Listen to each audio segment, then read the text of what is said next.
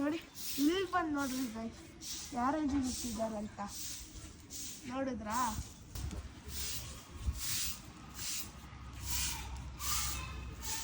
So hi guys, welcome back to my YouTube channel.